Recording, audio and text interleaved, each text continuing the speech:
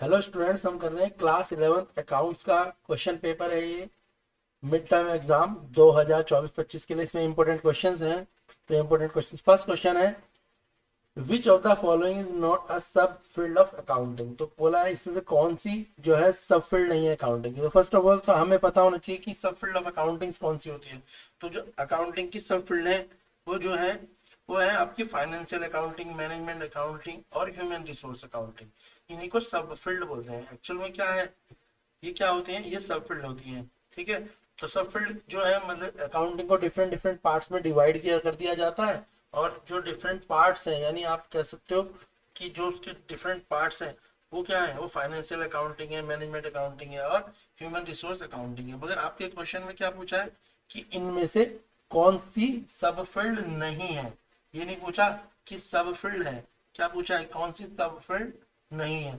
तो जो सब फील्ड नहीं है वो है बुक कीपिंग, क्योंकि management accounting, cost accounting, financial accounting या आपने पढ़ी भी होंगी 11 क्लास के बाद। जब आप 12th कर लोगे तो आप डिफरेंट डिफरेंट सेक्टर पे पढ़ पाओगे। तो क्लियर हो गया। तो सब फील्ड कौन सी नहीं है, बुक कीपिंग नहीं है। और सब फील्ड क्या होती है, यानी अकाउंट्स को जब अलग अलग पार्टों में डिवाइड किया जाता है अलग अलग टाइप में, तो वो होती है। और जो जनरली सब फील्ड है वो फाइनेंशियल अकाउंटिंग, मैनेजमेंट अकाउंटिंग और human resource accounting. Next question में बोला है Ram Kumar compare his sales date of 2022-23 with his sales of 2021-22 accounting information has the quality of। तो जो राम कुमार है उसने क्या करा है, कंपैरिजन करा है अपनी दो डेटास पे। तो उसने दो डेटों पे कंपेयर करा है, एक 2022-23 पे और एक 2021-22 पे। यानी इसको हम क्या बोलेंगे, इसको हम बोलेंगे ओपनिंग बैलेंस कह सकते हैं। इसे क्या बोलेंगे, ओपनिंग बैलेंस। और इसको क्या बोलेंगे, क्लोजिंग बैलेंस। ठीक है ना। तो ये 21-22 के लिए है, ये 22-23 के लिए। तो इसमें दोनों पे उसने सेल को कंपेयर करा है। किसको कंपेयर करा है, तो जब भी हम सेल को कंपेयर करते हैं तो वो क्या होता है, वो इंट्रा बिजनेस कंपैरिजन होता है, यानी हम अपने ही बिजनेस को कंपेयर करते हैं। तो इंट्रा बिजनेस कंपैरिजन क्या है, ये फाइनेंशियल कंपैरिजन है जब हम एक साल के बीच में करते हैं या 2 या 3 सालों के बीच का कंपैरिजन करते हैं। जैसे हमने सोचा कि 2020 में हमारी क्या सेल रही होगी, 2021 में, 2022 में, 2023 में। तो अगर हम हर साल की अपनी सेल के बीच में क्या कर रहे हैं, कंपैरिजन कर रहे हैं, तो उसे बोलते हैं इंट्रा बिजनेस कंपैरिजन। और इसका फायदा क्या होता है, इस कंपैरिजन के द्वारा हम अपने बिजनेस की परफॉर्मेंस को समझ पाते हैं। तो जब भी आपको दो डेट मिले सेम ही बिजनेस की और उनके बीच में कंपैरिजन होगा तो उसे बोलेंगे हम इंट्रा बिजनेस कंपैरिजन। तो इसलिए भी समझाया जा रहा है कि आपके फाइनल के एग्जाम में भी ये आएंगे क्योंकि अकाउंट्स पूरा आएगा। तो इंट्रा बिजनेस कंपैरिजन किस लिए होता है, ताकि हम फाइनेंशियल परफॉर्मेंस अपने बिजनेस की जान सके। क्लियर है। तो इसका आंसर क्या है, intra business comparison. Next question देखते हैं। क्वेश्चन थर्ड में आपसे पूछा है कंसीडर द फॉलोइंग आइटम्स। यहाँ पे कुछ आइटम्स दे रखे हैं। क्या दे रखा है हमें, हमें दे रखा है क्रेडिटर, हमें दे रखा है आउटस्टैंडिंग रेंट, हमें दे रखा है कैश और एक्योर्ड इंटरेस्ट। और बोला है कि आपको करंट लाइबिलिटीज बतानी है कि करंट लाइबिलिटीज क्या होती है। तो देखो करंट लाइबिलिटी कौन सी होती है, क्रेडिटर एक लाइबिलिटीज है। ठीक है। अगर हमने किसी से कर्जा लिया हुआ है या सपोज कर हमने क्रेडिट कार्ड का बिल पे करना है तो वो भी क्या है, हमारे लिए क्रेडिटर है। ठीक है। हमें बिजली का बिल, तो वो सब क्या कहलाएंगी, करंट लाइबिलिटी कहलाएंगी। आउटस्टैंडिंग रेंट, रेंट हमें हर महीने देना होता है तो वो भी क्या कहलाएगी, लाइबिलिटी कहलाएगी। मगर कैश क्या है, एसेट है। एसेट है, कैश क्या है, एक एसेट है। और एक्योर्ड इंटरेस्ट भी क्या है, समझ आ गया, एक एसेट ही है, या आप कह सकते हो कि लॉन्ग टर्म लाइबिलिटी हो सकती है। तो क्रेडिटर और आउटस्टैंडिंग इसका आंसर है। तो आंसर क्या होगा इसका, ऑप्शन सी, क्रेडिटर और लाइबिलिटी, ऑप्शन सी इसका आंसर है। नेक्स्ट है according to which accounting concept assets are recorded at the acquisition prices. तो एक्विजिशन प्राइसेस के अकॉर्डिंग जो है, नेक्स्ट क्वेश्चन में आपसे पूछा है कि एक्विजिशन प्राइसेस के हिसाब से आप बताओ कि जो एसेट्स होती है उसे हम रिकॉर्ड कैसे करते हैं। तो एसेट्स को जो हम रिकॉर्ड करते हैं तो यह है हिस्टोरिकल कॉस्ट कॉन्सेप्ट के हिसाब से। जब एसेट्स को हम रिकॉर्ड करेंगे एक्विजिशन प्राइसेस पे तो वो क्या है, हिस्टोरिकल कॉस्ट कॉन्सेप्ट है। नेक्स्ट क्वेश्चन है इसका और वाला, according to the accounting concept, accounting concept के हिसाब से फाइनेंशियल ट्रांजेक्शन को हम कैसे रिकॉर्ड करते हैं। तो जो फाइनेंशियल ट्रांजेक्शन होते हैं उन्हें हम मनी उन्हें हम मनी मेजरमेंट कॉन्सेप्ट के अंडर क्या करते हैं, रिकॉर्ड करते हैं। जब भी आपको फाइनेंशियल ट्रांजेक्शन की बात करें और बोला जाए कि उन्हें बुक्स ऑफ अकाउंट में कहाँ पे रिकॉर्ड करते हैं, ठीक है, तो कौन सा कॉन्सेप्ट होता है, मनी मेजरमेंट कॉन्सेप्ट। तो क्या है इसका आंसर, ऑप्शन डी। क्लियर हो गया। नेक्स्ट क्वेश्चन देखेंगे। नेक्स्ट क्वेश्चन है हमारा क्वेश्चन 5 में बोला आपसे टेंजेबल एसेट्स इंक्लूड। तो टेंजेबल एसेट्स कौन सी होती हैं? तो टेंजेबल और इंटेंजेबल दो प्रकार की एसेट्स होती हैं। तो टेंजेबल एसेट्स वो एसेट्स होती हैं जो हमारे को दिखाई देती हैं, जिन्हें हम टच कर सकते हैं, फील कर सकते हैं। और इंटेंजेबल एसेट वो टेंजेबल एसेट होती है जिन्हें हम टच कर सकते हैं, और इंटेंजेबल एसेट जो होती है हम उन्हें वो हमें दिखाई नहीं देती, सिर्फ हम फील करते हैं। तो टेंजेबल एसेट्स कौन सी होगी? टेंजेबल एसेट होगी इसमें मशीन। मशीन को हम देख सकते हैं, टच कर सकते हैं। बाकी पेटेंट, गुडविल और कॉपीराइट ये सारी क्या है? ये इंटेंजेबल एसेट्स है। ये सारी एसेट तो है मगर ये क्या है? इंटेंजिबल एसेट्स, हम इनको देख नहीं सकते। तो इसका आंसर है ऑप्शन बी, टेंजिबल एसेट। कई बार इंटेंजिबल पूछ लेते हैं, तो इंटेंजिबल कौन सी होंगी? पेटेंट, गुडविल, कॉपीराइट, जिनको हम देख नहीं सकते मगर ये एसेट्स होती हैं। मगर मशीन को हम टच कर सकते हैं, लैंड को हम देख सकते हैं, पेटेंट जो है हम उसे नहीं देख सकते, प्लांट को हम देख सकते हैं, जैसे लैंड, प्लांट, मशीन, ये टेंजेबल एसेट्स हैं। और इंटेंजिबल है पेटेंट, गुडविल, कॉपीराइट्स। क्लियर हो गया। नेक्स्ट है परचेज ऑफ लैंड। तो परचेज ऑफ लैंड क्या है? तो परचेज ऑफ लैंड क्या है? तो ये कैपिटल एक्सपेंडिचर है। तो परचेज ऑफ लैंड क्या होगा बेटा? तो ये कैपिटल एक्सपेंडिचर होगा। जब हम लैंड परचेज करेंगे तो क्या होगा? हमारी कैपिटल पे खर्चा कर रहे हैं, हमारी कैपिटल बढ़ रही है। Next question 6, which of the following is the example to decrease assets and capital simultaneously. भाई कौन सा ऐसा एग्जांपल है जिसमें एसेट और कैपिटल दोनों घटती है?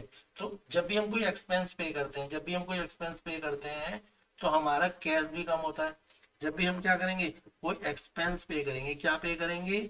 एक्सपेंस को अगर हम पे कर रहे हैं तो क्या हो रहा है? एक्सपेंस पे करने में देखो, एक तो हमारा कैश कम होता है। क्या कम होता है? एक हमारा कैश कम होता है, और कैश के साथ साथ हमारी कैपिटल भी कम होती है नहीं होती है? तो कोई भी एक्सपेंस, तो देखो ना यहाँ पे एक्सपेंस कौन सा है? Payment of creditor, sales of goods, purchase of assets on credit और पेमेंट ऑफ सैलरी। तो पेमेंट ऑफ सैलरी ये एक एक्सपेंस है क्योंकि ये हर महीने आता है। तो एक्सपेंस क्या है? ये जो नॉर्मल बिजनेस में होगा। तो पेमेंट ऑफ सैलरी हम जब भी कोई बिजनेस करेंगे, क्रेडिटर तो को पेमेंट तो हम जब करेंगे ना जब हम उससे सामान खरीदेंगे। जरूरी थोड़ी है हम हर की महीने किसी से उधार में ही सामान खरीदेंगे। ठीक है। उसके अलावा सेल्स ऑफ गुड्स, ये तो इनकम है। जब हम गुड्स बेचेंगे तो हम पे पैसे आएंगे। जब हम कोई चीज उधार पे खरीदेंगे तो हमने कोई एसेट परचेज करी है उधार पे, तो ये थोड़ी है कि उसे हम हर महीने पैसे दे रहे हैं, उसका हम 4 महीने बाद। मगर सैलरी हम किसी को भी क्या करते हैं? हर मंथ देते हैं। तो इसका आंसर है ऑप्शन डी। और क्यों है? क्योंकि जब हम सैलरी देते हैं तो हमारा कैश भी कम होता है, और कैश के साथ साथ हमारी कैपिटल भी क्या हो जाती है? कम हो जाती है। समझ आ गया? क्योंकि कैश कम होगा जब हम सैलरी पे करेंगे, और कैश और कैपिटल इसके साथ कैपिटल भी कम होगी। तो पेमेंट ऑफ सैलरी का एग्जाम्पल है। जब भी हम कोई एक्सपेंस पे कर रहे होते हैं जो नॉर्मल बिजनेस को चलाने के लिए जरूरी है, तो उस टाइम पे क्या होता है? उस टाइम पे हमारी कैश यानी एसेट और कैपिटल दोनों ही एक साथ कम हो जाते हैं।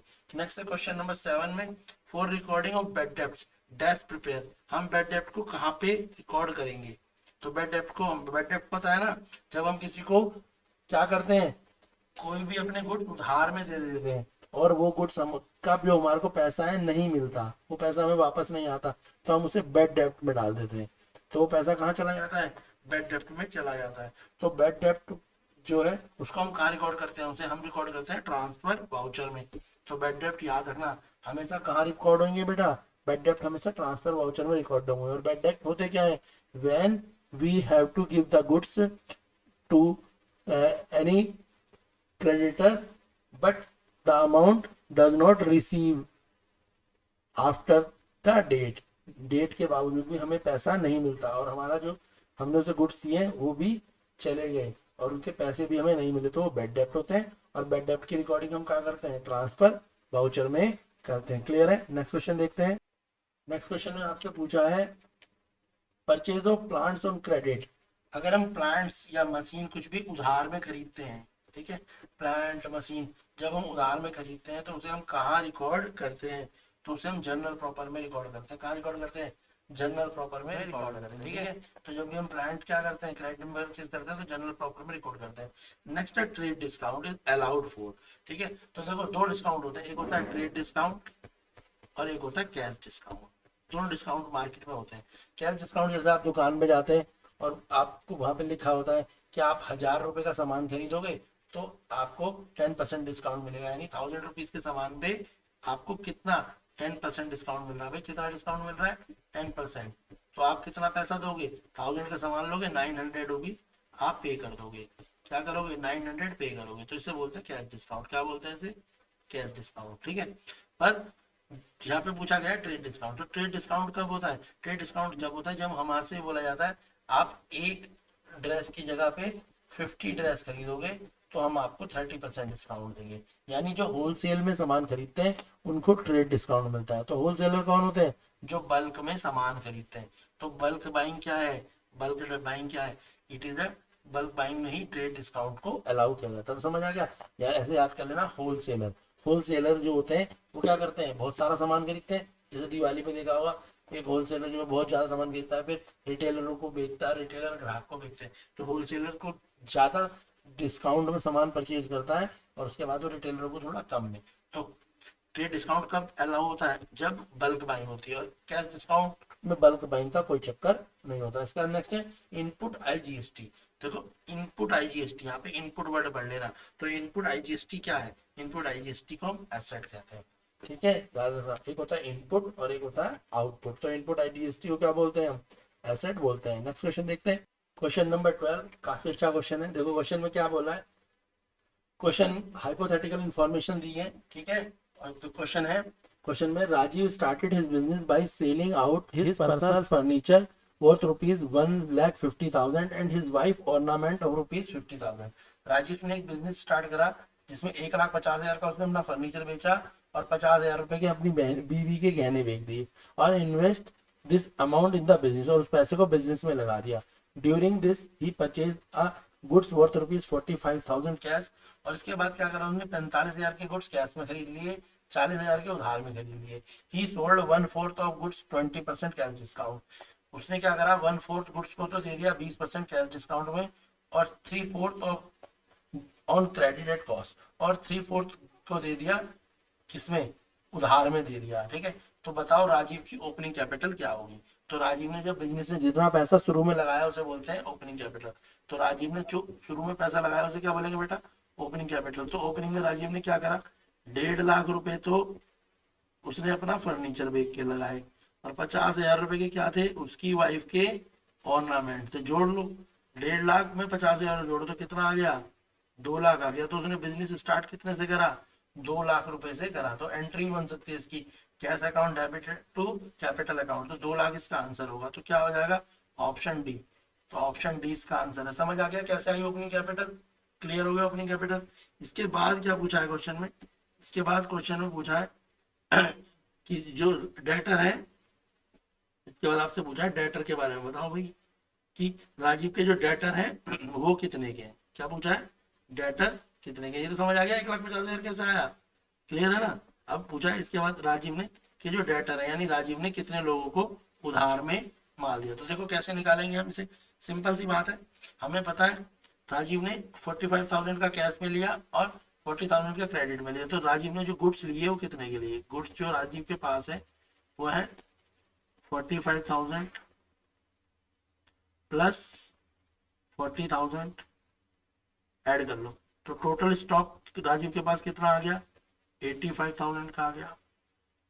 अब 85,000 का 1/4 निकालो, क्योंकि 1/4 ही तो दिया है उसने, चाहे 20% डिस्काउंट पे दिया है।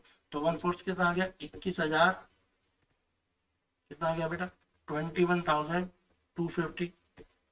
ठीक है, तो 21,250 का तो उसने सामान दे दिया।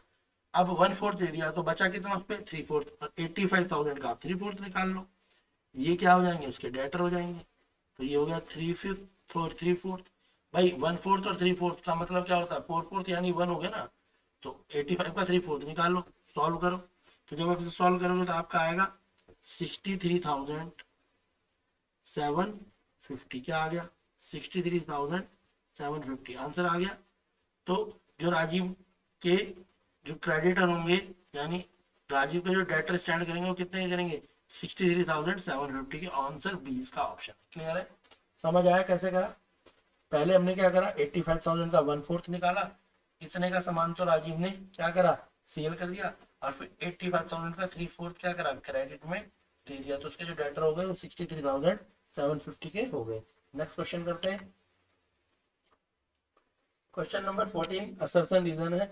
असर्सन है double entry system is a scientific system of recording business transaction. तो बोला है कि डबल एंट्री सिस्टम क्या एक साइंटिफिक सिस्टम है, बिल्कुल साइंटिफिक सिस्टम है, क्योंकि इसमें डेबिट और क्रेडिट दोनों होता है। क्या होता है भाई इसमें, डेबिट भी होता है और क्रेडिट भी होता है, यानी जो अकाउंटिंग है वो दोनों तरफ लिखी जाती है, और कैश और क्रेडिट सारी अकाउंटिंग लिखी जाती है। तो डबल एंट्री सिस्टम क्या है, एक साइंटिफिक सिस्टम है रिकॉर्डिंग का, जो बिजनेस ट्रांजेक्शन का, यानी असर्सन इसका करेक्ट है, ट्रू है असर्सन इसका। रीजन है अकाउंटिंग में be affected by the window dressing. तो जो अकाउंटिंग होती है उसमें विंडो ड्रेसिंग जो है इफेक्ट डालती है। तो पहले विंडो ड्रेसिंग समझ लो क्या है। तो विंडो ड्रेसिंग एक शॉर्ट टर्म स्ट्रेटेजी होती है जो फाइनेंशियल स्टेटमेंट को क्या करती है, जो फाइनेंशियल स्टेटमेंट को अच्छा दिखाने की कोशिश करती है, यानी अपलिफ्ट कराती है, गुड दिखाती है, और वो एक्चुअल में होता नहीं है। जो फाइनेंशियल स्टेटमेंट समझते हो ना, तो फाइनेंशियल स्टेटमेंट को अच्छा दिखाने की कोशिश करती है, जिससे क्या होता है ज्यादा से ज्यादा इन्वेस्टर कंपनी में पैसा लगाए। मगर रियल में क्या होता है, कंपनी की हालत खराब होती है, और विंडो ड्रेसिंग के द्वारा वो क्या करते हैं, कंपनी की बैलेंस शीट को अच्छा दिखाते हैं। बैलेंस शीट को या फाइनेंशियल स्टेटमेंट को क्या करते हैं भाई, बैलेंस शीट को या फाइनेंशियल स्टेटमेंट को अच्छा दिखाने की कोशिश करते हैं। तो ये भी सही है कि अकाउंटिंग को विंडो ड्रेसिंग के द्वारा क्या करा जा रहा है, नुकसान पहुंचाया जा रहा है। तो इसका रीजन भी करेक्ट है, मगर असर्शन और रीजन में एक्सप्लेनेशन जो है वो इनकरेक्ट है, क्योंकि विंडो ड्रेसिंग क्या है, एक प्रकार का धोखा है, जिसके कारण क्या होता है, इन्वेस्टर कई बार गलती से क्या होते हैं, गलत कंपनी के शेयर लेते हैं और लॉस हो जाता है उन्हें। समझ आ गया। जबकि अकाउंटिंग क्या है, एक साइंटिफिक सिस्टम है जिसमें बिजनेस को क्या है, ढंग से क्या करा जाता है, बिजनेस के बारे में ढंग से जो है सारी एंट्रीज को रखा जाता है। डेबिट और क्रेडिट में कैश और क्रेडिट की सारी एंट्री लगाई जाती है। तो इसका असर्शन ठीक है, रीजन ठीक है, मगर एक्सप्लेनेशन गलत है। इसके कारण इसका आंसर होगा ऑप्शन बी। क्लियर हो गया, विंडो ड्रेसिंग समझ आ गया आपको क्या होता है।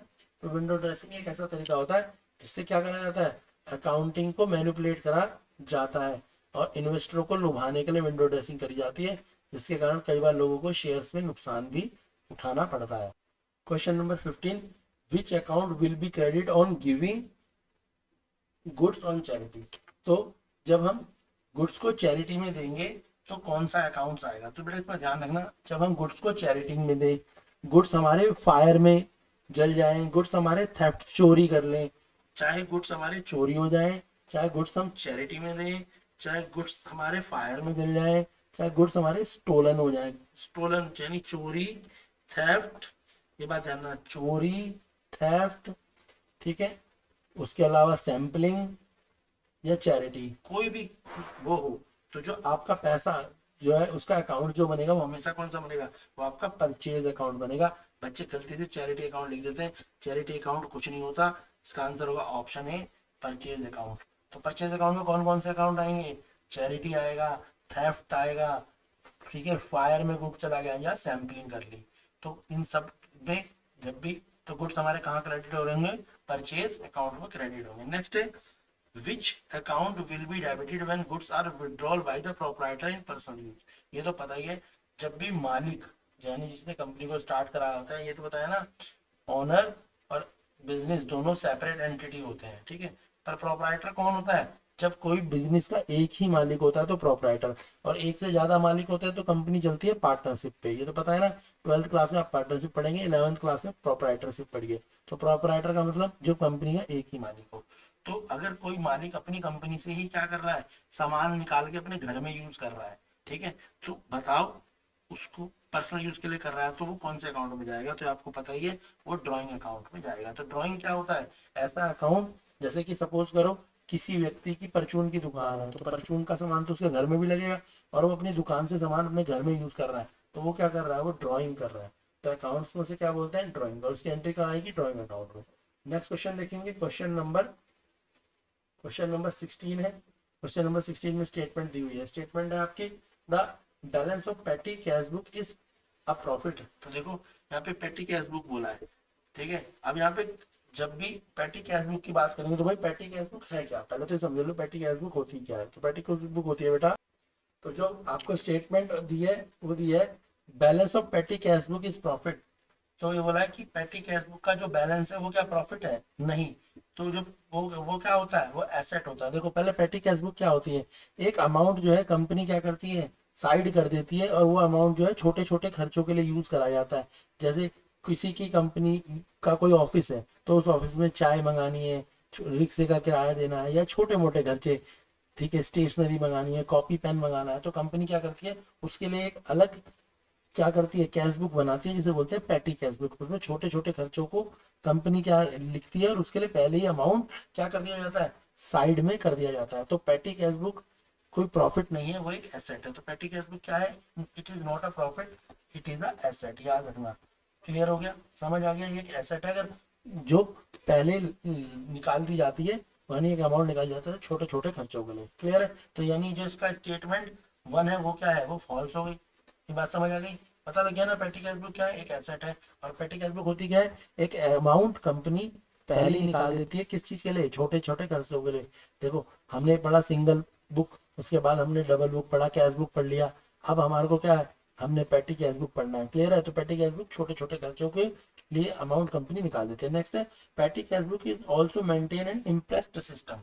तो क्या पेटी कैश बुक इम्प्रेस सिस्टम को मेंटेन करती है, तो इम्प्रेस सिस्टम होता क्या है, तो समझ लो इम्प्रेस सिस्टम क्या है, ये अकाउंटिंग सिस्टम है जो ट्रैक करता है कि बिजनेस में खर्चा कैसे हो रहा है। तो क्या है, imprest system is a system, ठीक है, it is use to track how your business is spending cash. तो यानी एक ऐसा सिस्टम होता है, यही बताता है कि बिजनेस में आप जो खर्चा कर रहे हो किस तरीके से कर रहे हो, कहाँ कहाँ पे खर्चा हो रहा है, उस खर्चे को ट्रैक करता है। तो बिल्कुल ठीक है, तो क्या है, इम्प्रेस सिस्टम को पेटी कैश बुक में यूज करा जाता है। तो इसका जो सेकंड स्टेटमेंट है ट्रू है। इम्प्रेस सिस्टम समझ आ गया, यानी एक प्रकार का जीपीएस जैसे लगाते हैं ना कि भाई गाड़ी कहाँ गई, ऐसे ही क्या है कि सिस्टम लगा दिया जाता है, मतलब ट्रैकिंग का तरीका है अकाउंटिंग का, उसे इम्प्रेस सिस्टम बोलते हैं, जो ये बताता है कि खर्चा जो है बिजनेस में किस तरीके से हो रहा है। क्लियर है। Next question number 17, dash is prepare when goods purchase on credit are return to the supplier due to defect. ठीक है, अब ये बोला है जो हम किस में प्रिपेयर करेंगे, जो हमने गुड्स क्रेडिट में परचेज करें सप्लायर से, मगर वो जो गुड्स है उन्हें वापस कर रहे हैं, क्यों, क्योंकि गुड्स में डिफेक्ट आ गया। अगर गुड्स में डिफेक्ट आ जाएगा तो हम तुम उससे किस में एंटर करोगे, तो डेबिट नोट बनाते हैं जब हम किसी से क्या करते हैं, गुड्स परचेज करते हैं उधार में, ठीक है, और फिर हम उन्हें रिटर्न कर रहे हैं, किसी भी रीजन से कर रहे हैं रिटर्न, जनरली जो डिफेक्ट ही उसका रीजन होता है, तो बनता क्या है, डेबिट नोट बनता है। डेबिट नोट कब बनता है, जब हम गुड्स परचेज करते हैं उधार में, याद रखना, गुड्स जब हम परचेज करेंगे उधार में तो क्या बनेगा, डेबिट नोट बनेगा। क्लियर है यहाँ तक की बात या नहीं है क्लियर, ठीक है। और जब हम क्या करेंगे, क्रेडिट में परचेज करेंगे, ठीक है, यहाँ पे क्या रहेगा, गुड्स परचेज करें क्रेडिट में, ठीक है, तो हमने उसके अलावा नेक्स्ट देख लो, इसी का पूछा हुआ है, इनवॉइस को कब प्रिपेयर करते हैं, तो जब इनवॉइस प्रिपेयर कब करेंगे, जब हम करेंगे फॉर क्रेडिट परचेज, किसके लिए, वो फॉर क्रेडिट सेल्स के लिए, सॉरी, परचेज के लिए क्या बनाते हैं, डेबिट नोट, परचेज के लिए क्या बना, डेबिट नोट। और जब हम इनवॉइस बनाएंगे तो इनवॉइस किसके लिए बनाएंगे, क्रेडिट सेल के लिए। तो इनवॉइस किसके लिए बनता है, क्रेडिट सेल के लिए। क्लियर हो गया। नेक्स्ट क्वेश्चन नंबर 19 देखते हैं। क्वेश्चन नंबर 19 असर्शन रीजनिंग है। चलिए स्टार्ट करते हैं, इसका क्या क्या है असर्शन रीजन। क्वेश्चन नंबर 18 बोला credit balance of a personal account is asset. तो पर्सनल अकाउंट आपको पता होना चाहिए क्या होता है। पर्सनल अकाउंट क्या है, डेटर अकाउंट, क्रेडिटर अकाउंट, ठीक है। तो जो डेटर क्रेडिटर अकाउंट को जनरल जैसे जोड़ते हैं ना, चलते हैं पर्सनल अकाउंट। तो उसने बोला credit balance is a personal account in asset. और उसके बाद नेक्स्ट बोला balance of the personal account is shown in the balance sheet. जो पर्सनल अकाउंट का बैलेंस होता है क्या वो बैलेंस शीट में दिखाई देता है। तो इसका जो असर्शन है वो इनकरेक्ट है, मगर जो इसका रीजन है वो करेक्ट है, और एक्सप्लेनेशन का तो कोई मीनिंग ही नहीं। तो यानी क्वेश्चन नंबर 18 जो है इसका आंसर होगा ऑप्शन डी। क्या होगा इसका answer, option D. Question number 18 का आंसर होगा ऑप्शन डी। क्लियर हो गया। असर्शन जो इसका इनकरेक्ट है और जो इसका रीजन है वो क्या है, करेक्ट है, इसलिए इसका आंसर है ऑप्शन डी। नेक्स्ट करेंगे क्वेश्चन नंबर 19।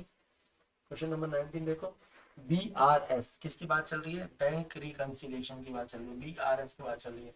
तो पूछा हुआ है बी आर एस, भाई स्टेटमेंट किस लिए होती है, तो बी आर एस स्टेटमेंट किस लिए होती है बोला है आपसे, तो ये होती है प्रिपेयर फॉर कस्टमर। देखो कैसे, देखो जब हम बी आर एस बनाते हैं तो हमारे पास क्या होती है, एक होती है कैश बुक, एक होती है पासबुक, यही होती है ना बेटा, एक कैश बुक और एक पासबुक।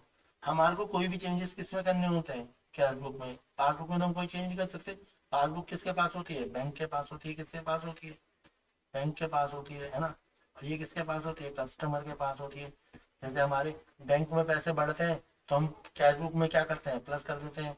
बैंक में पैसे बढ़े तो कैश बुक में बढ़े, बैंक में कैसे घटे तो कैश बुक में घटाए, क्योंकि हमारे को क्या करना होता है, इक्वल करना होता है। तो बोला है बीआरएस स्टेटमेंट इज, तो ये स्टेटमेंट है प्रिपेयर बाय कस्टमर। तो बीआरएस स्टेटमेंट को कौन बनाता है, कस्टमर बनाता है। तो 19 का आंसर क्या हो जाएगा, ऑप्शन डी। ठीक है, क्लियर हो गया, मैंने बता भी दिया। एक बीआरएस में क्या करते हैं, कैश बुक होती है, एक पासबुक होती है, ध्यान रखना है, इंपॉर्टेंट टॉपिक है। इसके बाद अनफेवरेबल बैंक बैलेंस मीन्स, अगर आपका बैंक का जो बैलेंस है वो अनफेवरेबल है तो उसका क्या मतलब है, यानी आपका बैलेंस क्या है, क्रेडिट बैलेंस है, ठीक है ना। तो अनफेवरेबल बैलेंस क्या होगा, क्रेडिट बैलेंस है ना कैश बुक, तो आपकी कैश बुक में वो क्रेडिट बैलेंस हो जाएगा, अनफेवरेबल होगा तो। और फेवरेबल होगा तो डेबिट हो जाएगा। तो अनफेवरेबल बैलेंस का मतलब क्या होता है, credit balance in a cash book. Clear है। नेक्स्ट देखेंगे question number 20, which of the following is not the advantage of accounting standard, इनमें से कौन सा जो है अकाउंटिंग स्टैंडर्ड का एडवांटेज नहीं है। तो हमारे को पता है अकाउंटिंग में क्या होती है, कंसिस्टेंसी होती है। दूसरा अकाउंटिंग में क्या होती है, कंपैरेटिबिलिटी होती है। तीसरा सीक्रेसी नहीं होती, अकाउंटिंग में कभी सीक्रेसी नहीं होती, तो ये एडवांटेज नहीं है। तो ऑप्शन सी इसका आंसर है। भाई कंसिस्टेंसी तो रखते हैं ना अकाउंटिंग में, रेगुलर क्या होते हैं, अमाउंट आते रहते हैं जाते रहते हैं और उनकी हम एंट्री करते रहते हैं डेबिट क्रेडिट साइड में। कंपेरेबल भी करते हैं, ठीक है, कंपेरेबल करेंगे तभी तो जो कॉन्सेप्ट है मनी मेजरमेंट मैचिंग कॉन्सेप्ट, ठीक है, ये कब लगाते हैं, जो कंपेरेबिलिटी कर रहे होते हैं। मगर सीक्रेसी अकाउंट में नहीं होती, option C. Accounting standard are prepared by, accounting standard को किसने प्रिपेयर करा है, तो ये किसने करा है, ये लिखा करा आईसीएआई ने। किसने करा भाई, आईसीएआई ने करा है। क्लियर है, तो ये आपको पता, ये ऑप्शन है। यहाँ तक के क्वेश्चन क्लियर हो गए। इसके बाद हम लॉन्ग क्वेश्चन करेंगे सेक्शन बी सी और डी, जिसमें जर्नल एंट्री के क्वेश्चंस होंगे, अकाउंटिंग इक्वेशन के क्वेश्चंस हैं, बीआरएस के कुछ इंपॉर्टेंट क्वेश्चंस हैं। तो वीडियो को लाइक करें, शेयर करें, सब्सक्राइब करें। क्लास 11 अकाउंट्स के लिए मोस्ट इंपॉर्टेंट क्वेश्चंस हैं, इनको करिए ताकि आपका एग्जाम अच्छा हो। चैनल पे और बहुत सारी वीडियोज हैं, उनको भी देखिए, प्ले लिस्ट पे जाइए अकाउंट्स की, ताकि आप अच्छे से प्रिपेयर कर पाएँ और अकाउंट्स का पेपर में आप अच्छे से स्कोर कर पाएँ। विदाउट ट्यूशन ही आपको बहुत अच्छा आप अकाउंट में स्कोर कर पाएंगे। वीडियोस को देखिए, पीछे और बहुत सारी वीडियोस हैं, उनको देखिए, जो मोस्ट इंपॉर्टेंट क्वेश्चंस हैं। वीडियो को लाइक करिए, शेयर करिए और सब्सक्राइब करिए।